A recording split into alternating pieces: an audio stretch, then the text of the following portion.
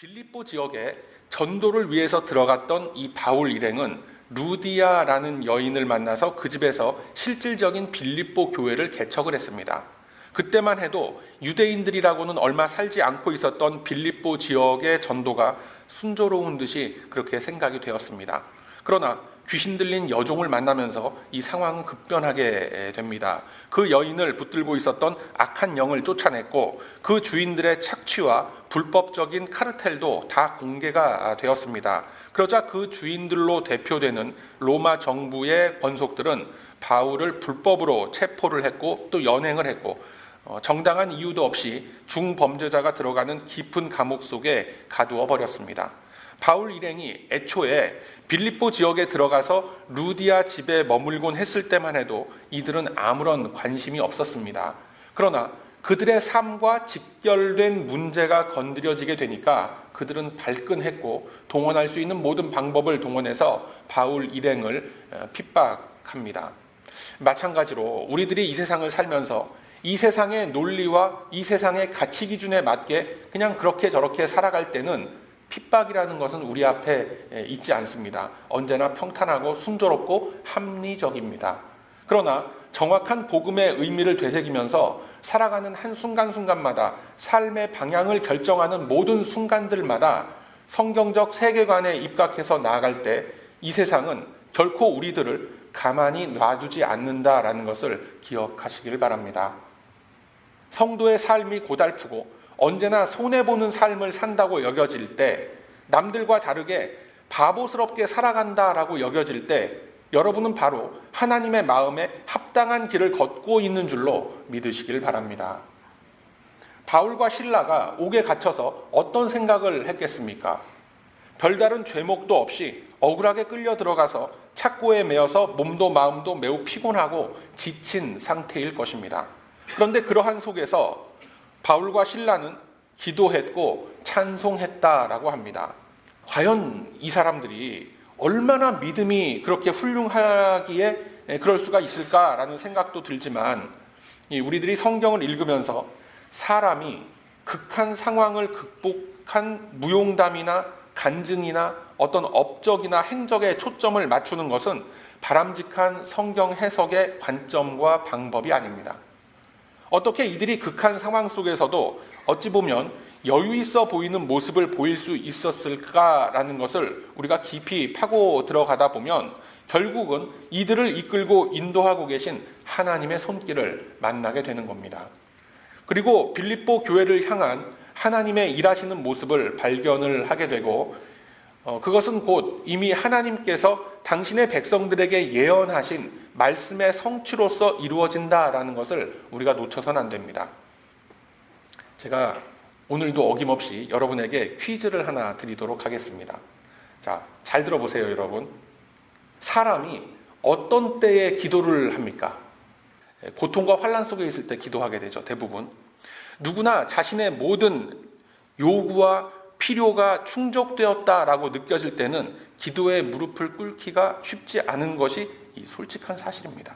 바울과 실라가 기도와 찬송을 했다라고 기록된 25절의 말씀을 건너뛰어도 전체 문맥과 일어난 그 사건들을 이해하는 데는 사실 큰 어려움이 없습니다. 그런데 굳이 25절의 말씀을 기록하신 이유와 또 그들의 기도와 찬미 소리를 감옥 안에 있던 모든 죄수들이 들었다라는 이 말씀을 기록하신 거에는 하나님의 뜻이 감추어져 있는 겁니다. 바울과 실라가 감옥 안에서 믿음이 넘치고 막 은혜가 충만해서 막 기도를 했겠습니까? 절대 그렇지 않죠. 그들 역시 괴롭고 답답했고 불안했고 겁이 났습니다. 간신히 어렵고 힘든 이 빌립보 지역까지 건너와서 복음을 전하고 있는데 왜 이리도 억울한 일이 벌어질까라는 그런 마음 때문에 그들 역시 여느 성도들과 다를 바 없이 탄식하면서 기도했던 겁니다. 그 속에서 그들은 말씀에 확신을 얻었습니다. 그렇다면 이 기도가 보통 기도를 하는 게 고통과 환난 속에서 우리가 기도에 무릎을 꿇게 된다라고 한다면 찬송은 언제 보통 하게 되죠? 대개는 기쁘고 즐겁거나 이 마음속에 안도의 한숨을 축 내쉴 때 주님 감사합니다 이렇게 우리가 찬송하게 되죠. 이들이라고 해서 바울과 실라라고 해서 달랐을까요? 다르지 않습니다. 사람 누구나 다 똑같은 겁니다. 주님은 이들이 겪고 있는 어려운 환경과 상황을 놓고 이미 우리들에게 허락하신 말씀이 성취되는 과정을 보여주시기 위해서 바울과 실라를 들어서 사용하고 계신 것뿐입니다. 하나님께서는 이미 당신의 종들이 이 땅에 그리스도의 몸을 이루기 위해서 겪어야 할 고난과 핍박들을 구약의 이스라엘 역사를 통해서 우리들에게 다 보여주셨습니다. 그리고 그에 대한 해결의 방법과 모습들도 이미 우리들에게 다 보여주신 겁니다. 바울과 실라가 간절히 기도했고 또 찬송했기 때문에 그것에 대한 보답으로서 지성이면 감천이라고 하나님께서 그들을 구출해 주신 것이 아닙니다. 만약에 그랬다면 뒤따라 나오는 간수의 회심은 도대체 누구의 치성으로서 이루어진 것인가라는 그런 의문이 들게 되죠. 이 모든 일어난 일들의 배경과 원인 속에는 당신의 일꾼들을, 당신의 종들을 결단코 홀로 내버려 두지 않으시겠노라는 하나님 스스로의 약속과 열심으로 인해서 이루어진 것임을 꼭 기억하시길 바랍니다. 하나님은 이 사실을 이미 구약의 말씀들 속에서 우리에게 약속을 해주셨습니다. 시편 50편 15절의 말씀을 보면 하나님이 이렇게 기록을 하셨어요. 환난 날에 나를 부르라. 내가 너를 건지리니 내가 나를 영화롭게 하리로다 라고 우리와 약속을 맺어주셨습니다. 바울과 실라는 자신들이 당하고 있는 환난과 고통 앞에서 하나님 앞에 탄원했고 절규했습니다. 하지만 그들은 말씀을 의지했고 이 약속하신 말씀이 자신들의 삶 속에 이루어지기를 소원하고 간구하며 부르짖었던 겁니다. 그 소리를 온 감옥 안의 죄수들이 다 들었다라고 했습니다. 그렇다면 이들이 했던 기도가 그냥 조용히 읊조리면서 묵상으로 그렇게 기도한 것은 아니겠죠. 우리들이 흔히 접하곤 하는 큰 소리로 부르짖는 통성 기도를 했을 겁니다. 그런데 아무 소리나 악을 쓰고 했던 것이 아니라 이들이 했던 기도는 어디까지나 언약된 말씀의 성취를 간구하는 기도였다라는 것입니다. 그들이 어떻게 기도했나 살펴보기 위해서는 시편 79편이 아주 중요한 단서가 됩니다. 그리고 이 기도가 시편 79편의 기도가 억울한 고통을 당하는 성도를 위해서 하나님께서 우리들에게 보여주신 기도의 한 예시이기도 합니다. 자, 시편 79편 9절 이하의 말씀을 제가 봐드리도록 합니다. 우리 구원의 하나님이여, 주의 이름의 영광을 위하여 우리를 도우시며 주의 이름을 위하여 우리를 건지시며 우리 죄를 사하소서. 어찌하여 열방으로 저들의 하나님이 어디 있느냐 말하게 하리이까. 주의 종들의 피 흘림당한 복수를 우리 목전에 열방 중에 알리소서. 갇힌 자의 탄식으로 주의 앞에 이르게 하시며 죽이기로 정한 자를 주의 크신 능력을 따라 보존하소서라고 기도를 합니다. 빌립보 감옥에 갇혀있는 바울과 실라가 드렸던 기도가 바로 이런 기도였다라는 거예요. 이 말씀은 시편 79편의 말씀은 바울과 실라가 옥에 갇히기 벌써 1000년 전에 아삽이라고 불리는 시편 기자를 통해서 기록하게 하신 그런 기도문입니다.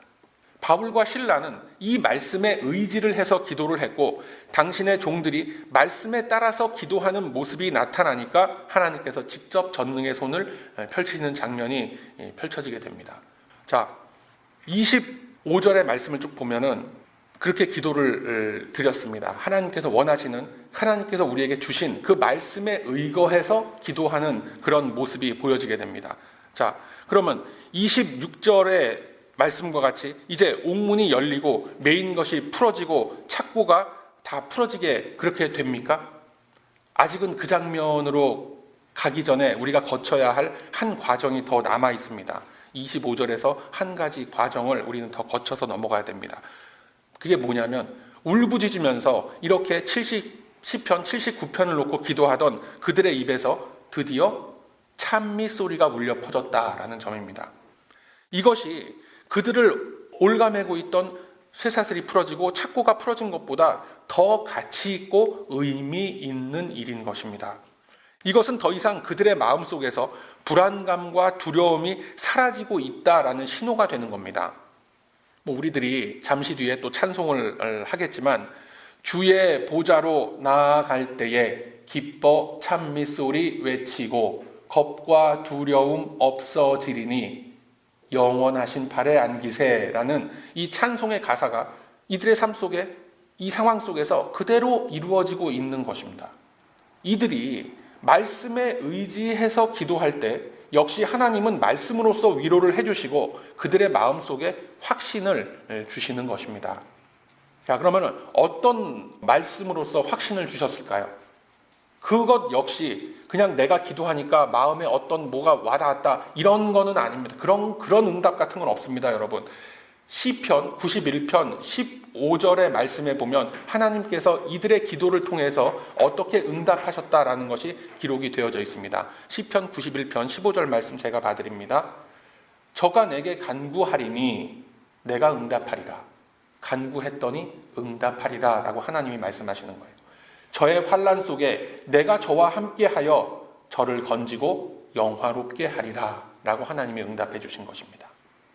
바로 이 말씀으로써 그들의 마음속에 자리 잡고 있었던 겁과 두려움을 물리칠 수 있도록 주님은 역사해 주셨던 것입니다. 이제 그들의 입에서는 기도가 멈추고 찬미 소리가 터져 나오게 됩니다. 일전에 제가 말씀을 나누면서 아마 지지난주인가요? 하나님은 요셉이 애굽 보디발 장군의 집에 노예로 살고 있었음에도 불구하고 그것을 놓고 하나님이 그와 함께 하시니 그가 형통했다라고 말씀드린 것 기억하십니까? 그 이후에 노예보다 더 밑으로 떨어져서 누명을 쓰고 감옥에 갇혀 있었음에도 불구하고 여전히 하나님은 그 감옥에 갇힌 요셉을 가리켜서 형통한 자라고 표현하셨던 이유가 바로 이겁니다. 내가 처해 있는 그 처지와 환경에 상관없이 내가 어떤 정체성을 가지고 있는 존재인지에 따라서 형통함과 멸망의 길이 결정되는 줄로 기억하시길 바랍니다. 여러분, 이 나무가 쭉 심겨져 있는 것을 딱 보고 어떤 나무가 오렌지 나무고 어떤 나무가 사과 나무인지 여러분 구별하실 수 있습니까? 저는 못하겠더라고요. 이 품종에 따라서 좀 다르기는 하겠지만 이 비슷하게 생긴 나무라 사과 나무인지 오렌지 나무인지 분간이 잘 안 됩니다. 그런데 그 맺혀 있는 열매를 보면 알 수가 있어요. 사과 나무에 오렌지가 맺히는 일은 결코 일어나지 않습니다. 그 열매는 뿌리에 따라서 결정되는 것입니다. 주님은 우리들을 열매라고 칭하기에 앞서서 주님이라는 그 나무에 접붙여진 가지라고 말씀을 하셨습니다. 바로 내가 어떤 나무로 자라나고 있는지 그것이 중요하다라는 것이죠. 그 열매라는 것은 주변의 상황과 환경에 따라서 잘 맺혀질 수도 있고 또 부실할 수도 있는 겁니다. 당도가 좀 떨어진 것도 나올 수 있고 모양이 좀 작거나 찌그러질 수는 있어도 오렌지 나무 가지에서는 뭐만 열려요? 오렌지만 열리는 겁니다. 그래서 하나님의 관점으로는 이 요셉이 애굽의 감옥에 갇혀 있거나 또는 바울과 실라가 빌립보의 감옥에 갇혀 있거나 저와 여러분이 이 현실의 삶이라는 감옥에 갇혀 있거나 그것으로서 우리가 가지고 있는 성도됨, 일꾼됨의 가치가 훼손되지 않는다라는 것을 우리에게 보여주고 계신 것입니다. 본문에서는 이제 바울과 실라를 쥐고 있던 사슬과 착고가 풀어집니다. 그러나 그 착고가 풀어지기 전에 그들의 입에서 이미 찬미 소리가 터져 나왔습니다. 그때에 이미 그들을 올가매고 있었던 이 현실의 한계, 두려움, 좌절, 불안감이라는 그러한 사슬은 다 끊어져 버린 줄로 믿으시길 바랍니다. 그래서 26절의 말씀을 보면 호련히 큰 지진이 나서 옥터가 움직이고 문이 다 열리고 모든 사람의 매인 것이 다 벗겨졌다라고 했습니다. 말씀으로 기도를 하면서 말씀의 응답을 받으니까 이제 하나님의 초월적인 개입이 시작되는 거예요. 중요한 대목은 27절입니다. 모든 감옥 문이 다 열리고 죄수들의 사슬이 끊어지는 것을 본 간수는 어찌할 바를 모릅니다. 이제 그가 할 수 있는 조치가 몇 가지가 있었을 겁니다. 응원군을 요청을 해서 이 감옥을 잘 단도리하고 죄수들을 통제하고 모든 질서를 잡아 나아가야 하는 것이 이 간수가 맡은 일입니다. 그러나 이 간수는 겁에 질렸고 두려움에 붙들렸고 요즘 소위 말하는 멘붕에 빠지게 된 겁니다. 자신이 지금 어떻게 뭘 해야 할지를 전혀 모르고 있는 거죠. 그저 이 사건이 일어남으로 인해서 자신이 당할지도 모를 비난과 처벌에 대한 두려움으로써 정상적인 판단을 할 수 없는 그런 상태가 돼버린 겁니다. 자살을 하려고 했다라는 것은 그만큼 이 사람을 붙들고 있던 두려움과 자책감이 상황 판단과 자신의 삶에 대한 의지조차도 뛰어넘을 만큼 컸다라는 것을 의미하고 있는 것입니다. 이것은 곧 이 사람이, 이 자살을 하려고 했던 사람이 어떤 영향력 아래에 지배당하고 있었다라는 것을 분명히 알게 해주는 중요한 단서가 됩니다. 다시 말해서 기도와 찬미의 과정을 통해서 바울과 실라는 지진이 나건 말건 묶여있던 그 쇠사슬과 착고가 풀어지건 말건 이미 자유인이 되었고 해방이 된 겁니다.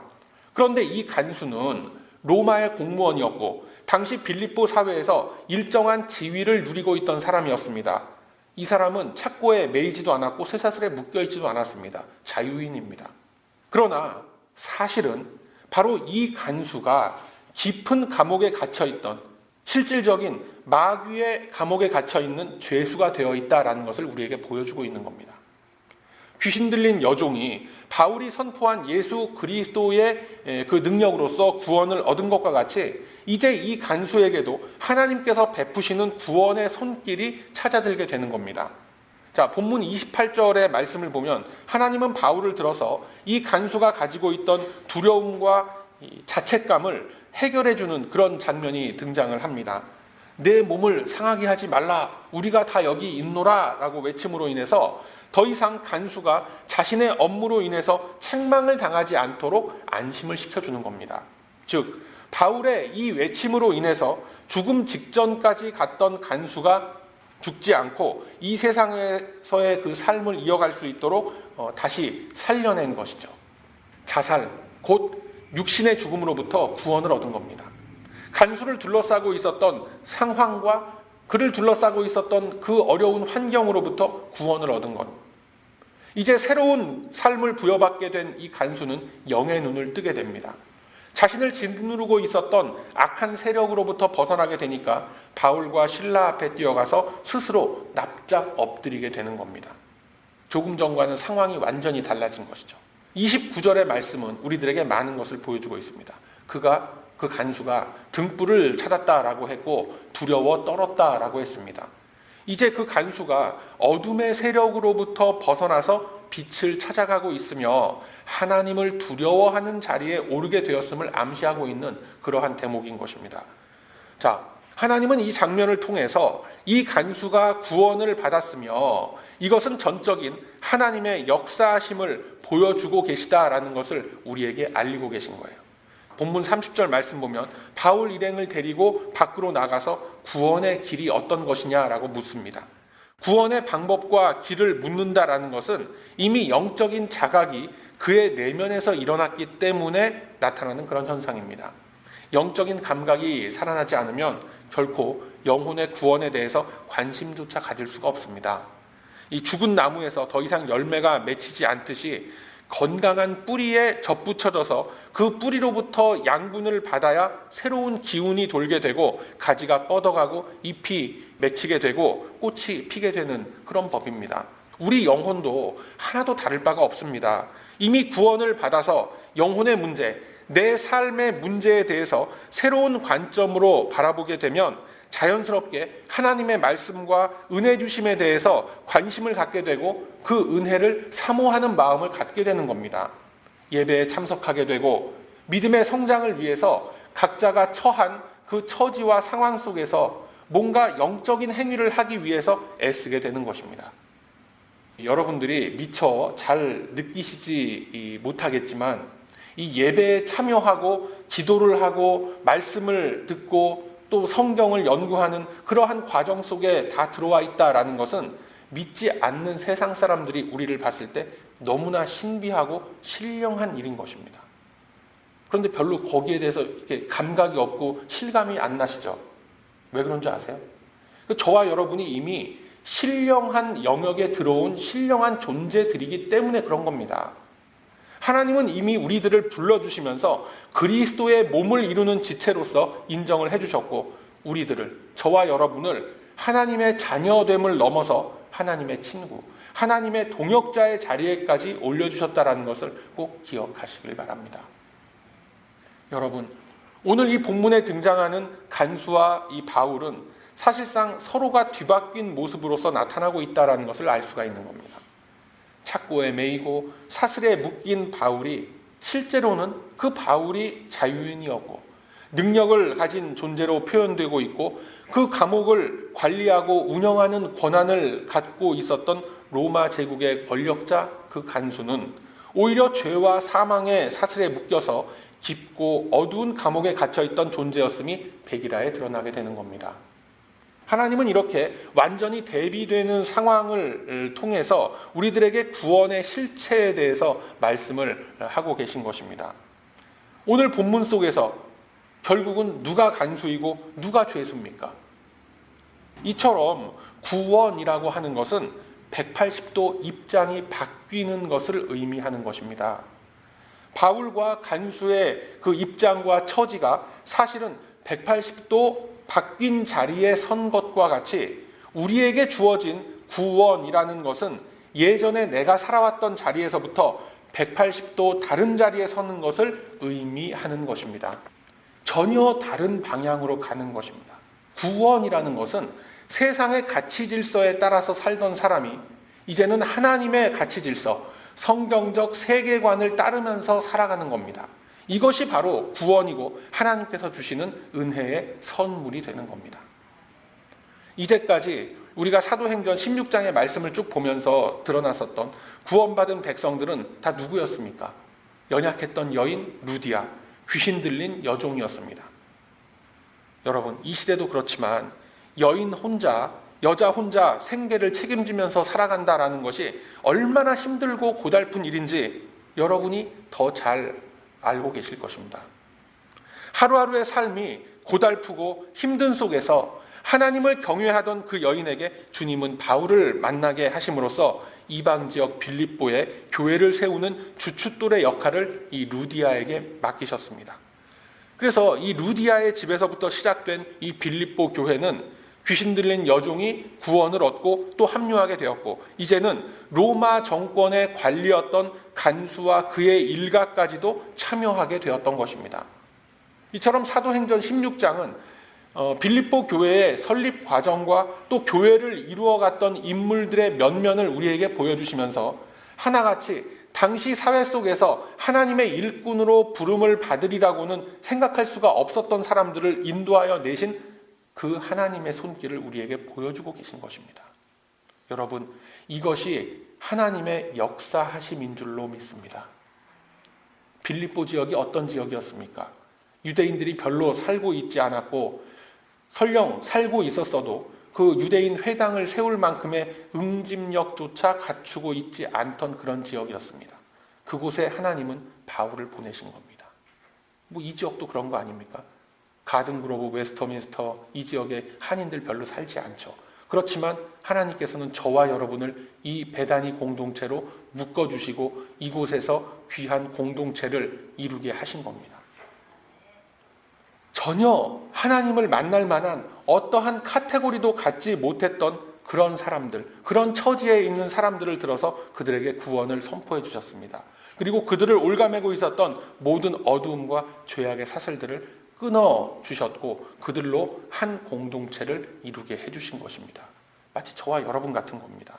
우리들은 이 장면들을 보면서 이제 하나님께서 이 시대를 살아가는 우리들에게 주시는 전도와 선교의 사명을 찾아내야 할 줄로 믿습니다. 전도 대상자들을 향해서 그들을 붙들고 있는 그 악의 사슬을 끊어낸다라는 것이 실제 우리들의 삶 속에서 어떤 모습으로 나타나겠습니까? 한번 생각해 보시기 바랍니다. 우리들은 이 문제를 깊이 묵상하면서 고민해 보지 않는다면 우리들이 하는 전도와 선교의 모든 사역들과 우리가 받았다라고 하는 그런 사명들은 허공에다 대고 외치는 공허한 철학적인 외침으로 끝나고 말 겁니다. 먼저 바울은 자신이 가지고 있던 복음을 표현했습니다.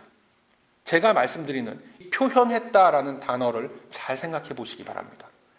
표현하다라는 그 의미는 자신이 가지고 있는 생각이나 사고를 언어나 몸짓으로써 드러내 나타내 보이는 것을 의미하는 거죠. 복음은, 하나님의 말씀은 언어로서 사람과 사람 사이에 전달됩니다. 그러나 말로서, 언어로서 표현된 그 복음이 사람의 마음을 변화시킬 수 있는 것은 그 상대방의 필요가 어떤 방식으로든 해결되었을 때임을 여러분 꼭 기억하시길 바랍니다. 이해가 되세요? 무슨 얘기인지? 이 부분이 참 어려운 부분입니다. 말로써 설명하고 설득하기는 사실 그렇게 어렵지 않지만 상대방의 필요를 해결해 주기 위해서는 그 이상의 희생과 헌신과 투자가 있어야 되는 겁니다. 나의 진심 어린 노력과 투자와 희생 없이는 그 전도 대상자의 마음을 움직일 수가 없습니다. 그것이 나의 배우자건 나의 자식들이건 나의 부모님이건 친척이건 내 직장 동료건 친구건 누구간에 다 똑같습니다.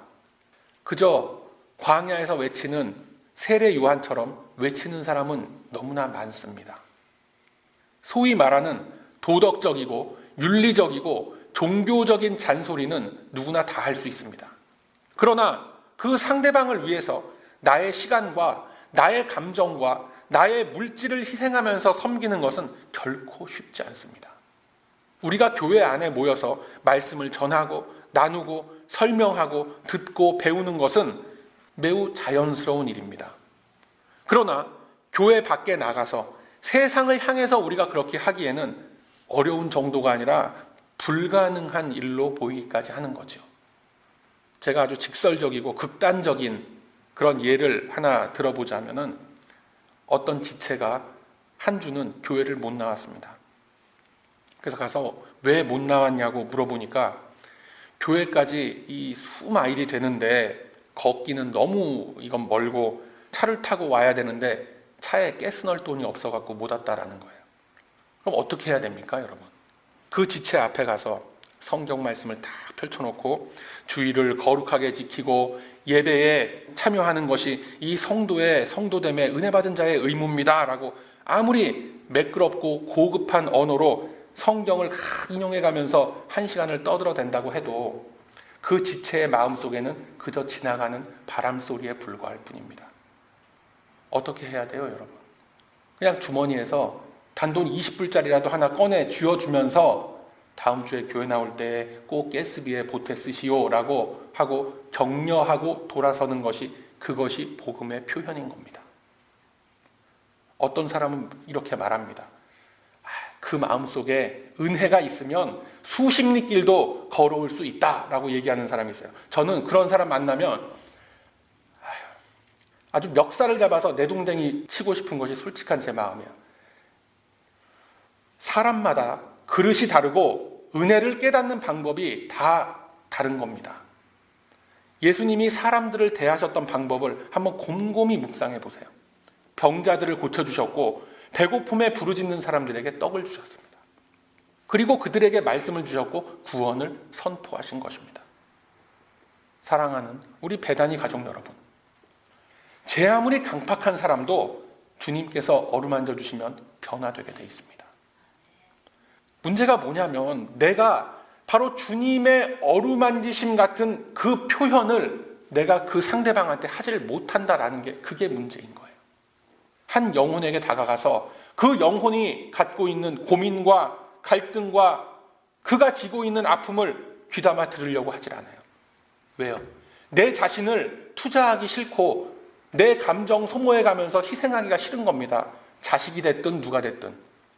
차라리 마켓 앞에 가서 1시간 동안 얼굴 팔려가면서 전도지 돌리는 게 훨씬 마음 편하다라고 얘기하는 게 이것이 솔직한 우리의 현실인 것입니다. 여러분, 뒤집어 놓고 보면 그만큼 사람이 사람을 상대한다라는 것이 쉬운 게 아닙니다. 여러분, 그렇지만 그 어려운 길에 주님은 저와 여러분을 세우셨음을 믿으시길 바랍니다. 주님께서 저와 여러분을 이 자리에 세우신 것은 이 말씀과 같이 문제 속으로 들어가라라는 것입니다. 사람 속으로 들어가라라는 겁니다. 간수는 그 책임을 회피하고 자결하려고 했었습니다. 그러나 바울은 적극적으로 귀신 들린 여종과 그 간수에게 다가섰던 것입니다. 그들을 묶고 있었던 사탄의 권세를 풀어냈고 그들이 고민하고 있었던 문제를 해결해주고 구원을 선포했습니다. 이 말씀을 이제 우리들의 삶 속에서 실천적 표현으로서 드러내 보이시길 바랍니다. 당장 우리 주변의 가족들과 나의 동료들에게 한번 다가서시길 바랍니다. 옆에 가서 가까이 앉으라, 꼭 그런 게 아니라는 건 여러분들 다 아시죠? 그들의 마음속으로 들어가 보세요. 그들에게 다가가서 공감해주고 그들의 고민과 필요를 귀담아 들어주세요. 그것만으로도 그들의 마음의 문은 반 이상 열릴 것입니다. 성경 말씀은 눈으로 읽고 귀로 듣고 마음으로 이해하는 속에서 하나님의 은혜가 내 안에 임하고 성령님께서 그 가운데 임하시지만, 그러나 그것이 내 안에서 다른 이에게 표현될 때에는 언어만이 아니라 내 입으로 나가는 그 말씀의 설명만이 아니라 나의 손과 나의 발, 내가 살아가는 내 삶의 모습으로서 드러나게 된다는 것을 반드시 기억하시길 바랍니다. 이것이 오늘 본문의 사건을 통해서 주님께서 우리 공동체에게 주시는 귀한 음성으로 믿으시길 바랍니다. 이 말씀 가슴에 깊이 담으시고 이제 우리에게 주어진 삶의 현장들과 그 주변의 영혼들 속으로 들어가시길 바랍니다. 새로운 마음으로 결단하고 나아가는 이 모든 발걸음들 위해 주님께서 예비하신 능력의 역사는 우리들의 인생 속에서 반드시 이루어질 것입니다. 그 믿음으로 담대하게 새로운 마음과 새로운 방법으로서 주님의 거룩한 사명 앞에 순종하는 우리 모두가 다 되시기를 바랍니다. 그러함으로 이제는 복음 선포의 실천적 의미를 바르게 새기면서 주어진 삶의 영역 속에서 맡겨진 사명을 충실하게 감당함으로 오직 주님의 기쁨이 되는 삶을 살아가는 저와 여러분의 값진 인생길이 다 되시길 이 아침에 주님의 이름으로 축원드립니다. 아멘.